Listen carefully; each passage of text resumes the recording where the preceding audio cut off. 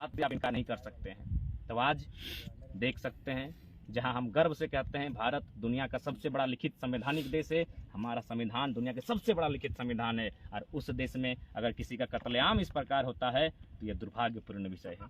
इसलिए साथ ही मैं संदेश देना चाहूँगा, बड़ा अफसोस लगता है कि हमारी इतनी बड़ी आबादी, इतनी बड़ी जनसंख्या, कोयला की खदानों की ज़मीनें हमारी, लेकिन आज माफियाओं के पास अरबों रुपया है। यानी कहीं ना कहीं हम भी दोषी रहें, हमारे लोग कहीं ना कहीं डरे सहमे रहें, जिन्होंने अपने हक अधिकार को समझौता कर लिया, लेकिन लड़ने का साहस जिन्होंने किया उनको भले शहादत हुई, लेकिन मुझे लगता है इस पीढ़ी को फिर से शहादत के लिए तैयार रहना होगा। यही शायद भौरा में सुरेश महतो की प्रतिमा है ना, सुरेश महतो, उनकी अगर आप कहानी सुनेंगे तो कठोर आदमी, जो पत्थर दिल इंसान भी उसकी आंखों से आंसू आएगा, किस प्रकार उस इंसान को हत्या किया गया था। इसीलिए हम बार बार कहते हैं जमीनें हमारी, कत्ल होगा हमारा, और अरबपति बनेंगे कहाँ। गैर झारखंड के लोग जिनके बाप का एक बित्ता जमीन नहीं गया है, तब पीड़ा होता है। अरे ठीक है, उनके पास बंदूकें हैं, तोपें हैं, एक बात याद रखिएगा, तोप को चलाने में भी एक ऊर्जा लगती है, बंदूक को भी चलाने में एक ऊर्जा लगती है। जब उसकी ऊर्जा समाप्त हो जाएगी तब तुम अटैक करो, तब तुम री अटैक करो।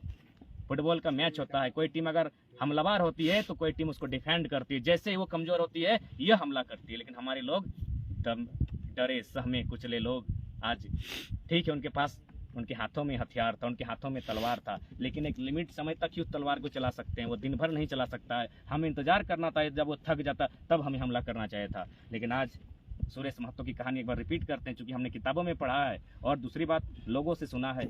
वह चूंकि हमेशा इसी प्रकार, जिस प्रकार आज हम लोग बात को रखते हैं, निडरता से बीसीसीएल और टाटा खिलाफ बोलते हैं, सुनने में कंपनी के लिए लड़ते थे, कंपनी के खिलाफ लड़ते थे, रैयतों के अधिकार के लिए, बहुत बुरी तरीके से उस इंसान की हत्या की गई थी। अगर जिसके मैंने हृदय में पत्थर है वो भी अगर सुनेगा तो शायद आंखों से आंसू आ जाएंगे। हाथों को काटा गया, पाँव को काटा गया, मैंने इस प्रकार से तड़पा तड़पा के उस शख्स की हत्या हुई थी जिसकी आप कल्पना नहीं कर सकते हैं। और ये लोग जिनका एक बित्ता जमीन नहीं गया वो अरबपति हैं, और आज फिर हमें धमकी देते हैं कि मार देंगे, काट देंगे, बम बारूद कर देंगे। तो ऐसे में आज इस युवा पीढ़ी को, जो रैयत हैं, जो भी स्थापित हैं, उस युवा पीढ़ी को भी आज कमर कस के तैयार होना होगा। या तो इस भूमि में, खासकर कोल सेक्टर में, या तो माफिया रहें या तो रैयत रहें। इस बार लड़ाई आर पार की लड़नी होगी, जो भी सामने आएगा। इसीलिए मैं दुखी होकर इस बात को बोलता हूँ कि हम दो हमारे दो नहीं।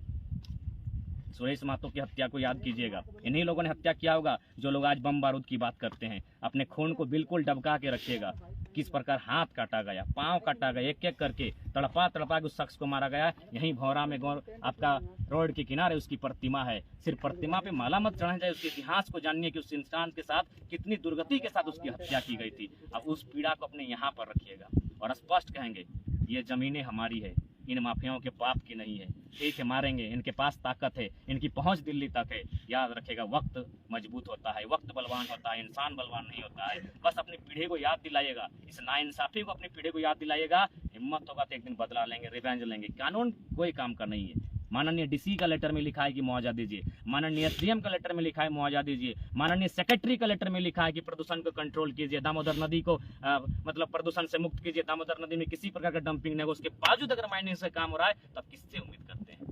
डीसी का लेटर का मन अनसुनवाई की जा रही है, एसडीएम के लेटर की मतलब सुनवाई नहीं की जा रही है, सेक्रेटरी से जो लेटर आया है उसको नहीं मान रहे हैं, तो आप कहाँ जाएंगे? इनकी पहुंच दिल्ली तक है, आपकी पहुंच दिल्ली तक नहीं है। किसान की पहुंच खेत तक होती है, ये तलवार चलाने वाले हैं, ये बंदूक चलाने वाले हैं, इनकी पहुंच देश से बाहर हो सकती है। इसलिए आज मैंने गलत नहीं कहा है। बार बार लोग हमसे कहते हैं, एक मेरा 30 सेकंड का वीडियो चलाते हैं कि 32 के बारे में आप क्या बोले। मैं रिपीट करता हूं, मैंने यही कहा है कि 1932 झारखंड का मुद्दा है, गंभीर मुद्दा है, लेकिन सबसे बड़ा मुद्दा जमीन संबंधित है। कोयला की खदानें हैं, जहाँ फैक्ट्रियां हैं, जहाँ कारखाने हैं, ये सबसे बड़ा मुद्दा है जो मेरे पीठ के ठीक पीछे है। मैं अपनी बात पर स्टैंड हूँ, बिल्कुल सबसे बड़ा मुद्दा यही है, जहाँ अमानवीय तरीके से हमारी जमीनों का अधिग्रहण किया जाता है और बदले में छोटी कोड़ी नहीं मिलती है। इसीलिए बाकायदा मैंने इस बात को रखा कि कोल फील्ड में रहने वाले लोग मुझे अच्छा कहें, मुझे गाली दें, मेरी बातों को सुनकर हंसे, मुझे फर्क नहीं पड़ता है। हम दो हमारे दो नहीं, हम दो हमारे चार होना चाहिए। दो को पढ़ाइए लिखाइए, दो को इंजीनियर डॉक्टर बनाइए, दो में से एक को संवैधानिक तरीके से लड़ाइए। अनशन, धरना, लिखित, जीएमसी मीटिंग, एक को संवैधानिक तरीके से लड़ाइए। और यदि लड़ते लड़ते उसका कुछ भी होता है तो चौथा के हाथ में हथियार थमाइए, और जिनके कारण आपको नुकसान होता है उसको जो करना है। अगर हमारी हत्या होती है हमें भी अब रिवेंज करने की आवश्यकता है। अगर आज चुपचाप ठहरे बैठे हैं तो मुझे लगता है जिस प्रकार इस दृश्य को देखने के बाद क्या लगता होगा, कम से कम यहाँ 1000 की आबादी जरूर होगी। ऐसे ऐसे 1000 दृश्य हैं, तो 1000 को अगर 1000 से गुना करेंगे तो देख लीजिए, 100 से गुना करेंगे तो 100,000 यानी 1 लाख। 1000 को अगर 100 से नहीं 1000 से गुना करेंगे 10 लाख। ऐसे ऐसे हजारों कोल ब्लॉक्स होंगे हमारे राज्य में, यानी हजारों लाखों लोगों की इसी प्रकार हत्याएं हुई है। अरे वो जमीन नहीं रहा तो हत्या के बराबर है, उस कुछ नहीं रहा, वो भीख मांगने के योग्य रहा। हाँ, कुछ लोगों को नौकरी मिला, अच्छी बात है, मैं भी चाहता हूँ हमारे लोग थोड़ा संपन्न हो, लेकिन हमें मैक्सिमम मिलना चाहिए था, वहाँ मिनिमम भी नहीं मिला। इसीलिए मैंने पीड़ा में, दुख और दर्द के बाद इस बात को कहा था कि हम दो, हमारे दो नहीं चार, एक के हाथ में हो हथियार, वह मुकाबला करेगा, वह प्रतिकार करेगा, वह इंसाफ का जो हमारे साथ अन्याय हुआ है उसका बदला लेगा। बाकायदा मैं इस बात को कहता हूँ, आज भी कहता हूँ, लोग हम आने वाले दिन रहे या ना रहे, लेकिन जो पीड़ा देख रहे हैं इस पर तो आज खुलकर बोलना होगा, खुलकर बात करना होगा। क्योंकि आज अगर हमारी ज़मीनें नहीं रही, आज अगर इसी प्रकार हम सताए गए तो एक दिन इस ज़मीन, जो भूभाग हमारा था, जो भूखंड हमारा था, आज भी है, तो वो भूखंड हमारा नहीं होगा।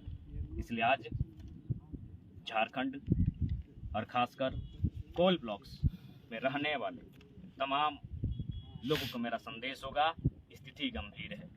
ये माफिया, ये दबंग इनकी भूमि नहीं है, ये भूमि हमारे पूर्वजों की है, ये भूमि सरकार की भी नहीं है। जब सरकार नहीं पैदा हुई थी उससे पहले से हम यहाँ जोत कोड़ करते हैं। और बहुत सारे लोग तर्क देंगे कि भूमि आपके बाप, और आप इस तरह की बातें कहेंगे कि पैदा किया है, हाँ उनसे कहिएगा ये जंगल था, ये पहाड़ था, इसको हमने काट कर बनाया है, अपने परिश्रम से बनाया है, अपने पसीने से बनाया है, इस बात को कहिएगा। मैं आज इस लाइव वीडियो में सेक्शन में इतना ही अपनी बात को रखता हूँ। फिलहाल हम लोग भौरा में है और जैसा कि दृश्य बन रहा है, माफिया लोग तैयार हैं उस दिन की जो घटना थी उसे दोहराने के लिए, लेकिन हम लोग डटे हैं क्योंकि हम आखिर कोलफील्ड में रहेंगे और इस गर्दन की कब तक दुहाई मनाएंगे। कभी ना कभी इस गर्दन को, इस धड़ से तो बगावत करना होगा कि तुम अपने रास्ते, मैं अपने रास्ते। आखिर ये गर्दन कब तक चुप रहेगा? क्योंकि इसी गर्दन के ऊपर आंखें हैं, इसी में जुबान है, इन्हीं आंखों से देखना होगा और देखने के बाद बोलना होगा, नहीं तो फिर आने वाली पीढ़ी हमारी अंधी गूंगी बहरी हो जाएगी।